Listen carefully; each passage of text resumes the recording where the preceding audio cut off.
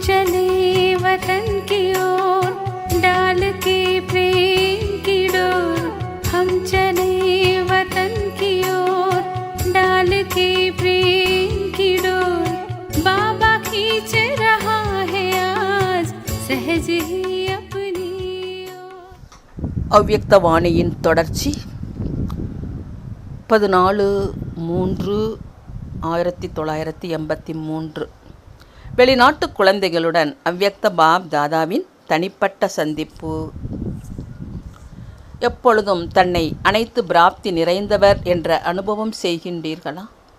அனைத்து பிராப்திகளின் அனுபவம் இருக்கின்றதா? எந்த ஆத்மாவிற்கு அனைத்து பிராப்திகளின் அனுபவம் இருக்குமோ அவருடைய அடையாளமாக என்ன தென்படும்? அவர் எப்பொழுதும் திருப்தியாக இருப்பார். அவருடைய முகத்தில் எப்பொழுதும் பிரசன்னத்தின் அடையாளம் தென்படும். இவர் அனைத்தையும் அடைந்திருக்கும் ஆத்மா என்று அவருடைய முகத்திலிருந்து தென்படும்.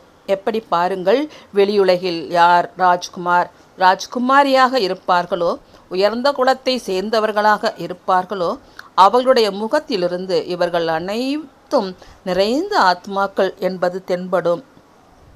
அதே போல ஆன்மீக குலத்தை சேர்ந்த உங்கள் முகத்திலிருந்து எது யாருக்குமே கிடைக்கவில்லையோ அது இவர்களுக்கு கிடைத்திருக்கிறது என்பது தென்பட வேண்டும்.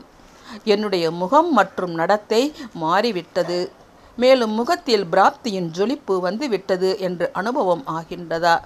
இரட்டை வெளிநாட்டினருக்கு இரட்டை வாய்ப்பு கிடைத்திருக்கிறது என்றால் சேவையும் 2 மடங்கு செய்ய வேண்டும். இரட்டை சேவை எப்படி செய்வீர்கள்? வாய்மொழி மூலம் மட்டுமல்ல, நடத்தை மற்றும் முகம் மூலமும் செய்ய வேண்டும். எப்படி நீங்களே விட்டில் பூச்சி ஆகியிருக்கின்றீர்களோ அதே போல அநேக விட்டில் பூச்சிகளை விளக்கொளியில் அழைத்து வரும் ஆத்மாக்கள் நீங்கள். எனவே நீங்கள் பறக்கத் தொடங்கியதை பார்த்ததுமே மற்ற விட்டில் பூச்சிகளும் உங்கள் பின்னாலேயே பறக்கத் தொடங்கி விடுவார்கள். எப்படி நீங்கள் அனைவரும் ஒவ்வொரு விஷயத்தின் ஆழத்தில் செல்கிறீர்கள், அதே போல ஒவ்வொரு குணத்தின் அனுபவத்தின் ஆழத்தில் செல்லுங்கள். எவ்வளவு ஆழத்தில் செல்வீர்களோ தினசரி புது புது அனுபவங்களை செய்ய முடியும். எப்படி அமைதி சொரூபத்தின் அனுபவத்தை தினசரி செய்கின்றீர்களோ அதே மாதிரி புதுமையின் அனுபவம் செய்யுங்கள். எப்பொழுது ஏகாந்தவாசியாக ஆகுவீர்களோ அப்போதுதான் புதிய அனுபவம் ஆகும். ஏகாந்தவாசி என்றாலே எப்பொழுதும் ஸ்தூல ஏகாந்தத்தின் கூடவே ஒருவரின் நினைவு என்ற அந்தரத்தில் ஏதாவது எல்லையில் இருப்பது. ஒரு பாபா என்ற வார்த்தையும் அடிக்கடி கூறுகின்றீர்கள். அந்த ஒவ்வொரு தடவையும் புதிய அனுபவமாக வேண்டும். எப்படி தொடக்கத்தில் எப்பொழுது வந்தீர்களோ அப்பொழுது பாபா என்ற வார்த்தையை கூறினீர்கள். மதுபனிற்கு எப்பொழுது வந்தீர்களோ அப்பொழுதும் இதையே தான் கூறினீர்கள். மேலும் இப்பொழுது எப்பொழுது செல்வீர்களோ அப்பொழுதும் பாபா என்ற வார்த்தையை கூறுவீர்கள். ஆனால் முதல் கூறியதிலும் இப்போது கூறியதிலும் எவ்வளவு வித்தியாசம் இருக்கும்? அந்த அனுபவம் இருக்கிறது தான் இல்லையா?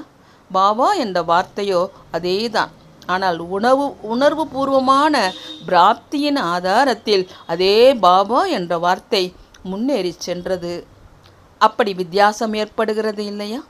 அந்த மாதிரி அனைத்து குணங்களிலும் தினசரி புதிய அனுபவம் செய்யுங்கள்.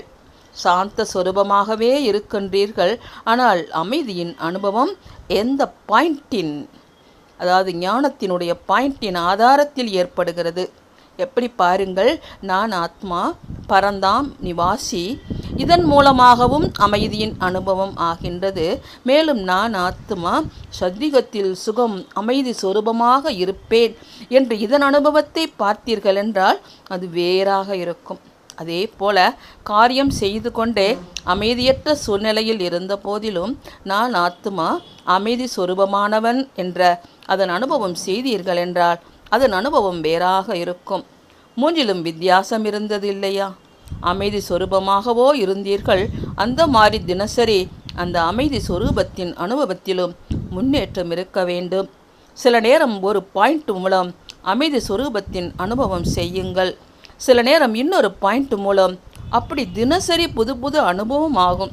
மேலும் புது புது அனுபவம் கிடைப்பதற்கு இதிலேயே எப்பொழுதும் பிஸியாக இருங்கள். இல்லை என்றால் என்னவாகின்றது?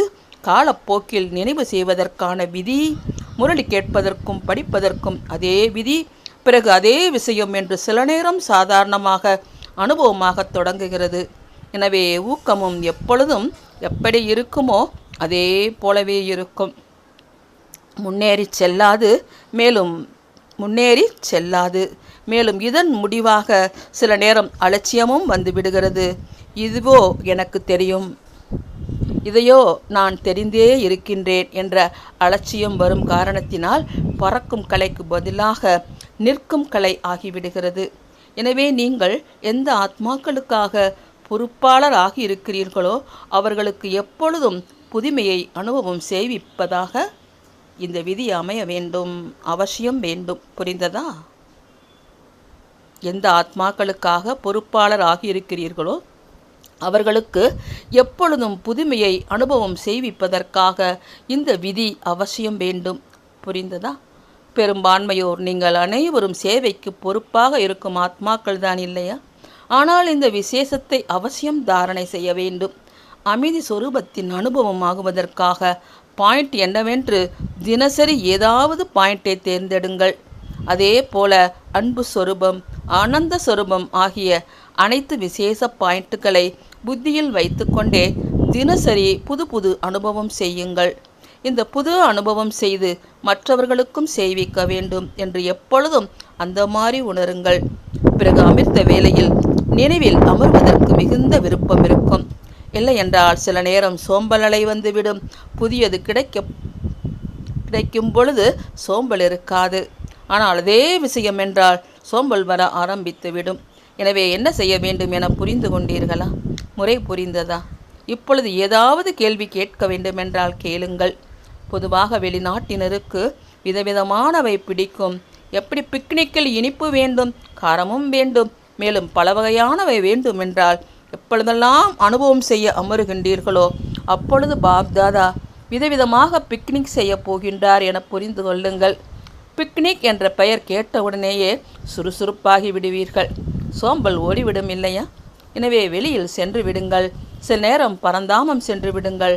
சில நேரம் மதுபனுக்கு வந்து விடுங்கள். சில நேரம் லண்டன் சென்டருக்கு சென்று விடுங்கள். சில நேரம் ஆஸ்திரேலியா சென்று விடுங்கள். பல வகை இருப்பதினால் ரமணீகரத்தில் வந்து விடுவீர்கள். நல்லது.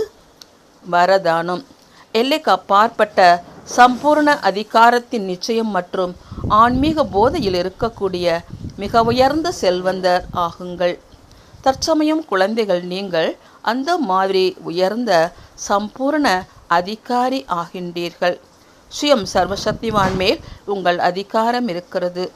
பரமாத்மா அதிகாரி குழந்தைகள் அனைத்து சம்பந்தங்களில் மற்றும் அனைத்து செல்வத்தின் அதிகாரத்தை பிராப்தியாக செய்து விடுகிறார்கள்.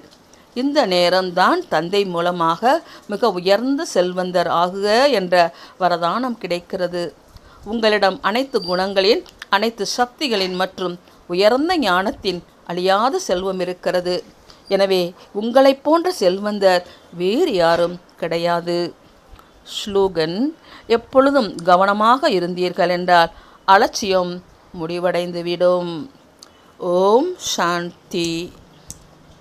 அனைவருக்கும் திருப்தியின் வரதானம் கொடுக்கும் வரமளிக்கும் திருப்தியான ஆத்மாக்களுக்கு எப்பொழுதும் தன்னுடைய பிராப்தியின் இறக்கைகள் மூலமாக மற்ற ஆத்மாக்களை பறக்க வைக்கும், எப்பொழுதும் பறக்கும் கலை உள்ள, எப்பொழுதும் தன் மூலமாக தந்தையை வெளிப்படுத்தக்கூடிய, உலகின் எதிரில் வெளிப்படக்கூடிய சிரேஷ்ட ஆத்மாக்களுக்கு பாப் தாதாவின் அன்பு நினைவுகள் மற்றும் நமஸ்காரம். तुम बच्चों को तो सर्विस करनी है, जो बाबा कहते हैं सबको ये बताओ कि देखो तुम्हारा एम एंड ऑब्जेक्ट ये है, एक गीता है बगैर, ये राजयोग है ना बच्चे। कैसे है राजयोग? बिल्कुल सहज है कि बाप को याद करो तो ये वैसा मिलेगा तुमको। ओम शांति।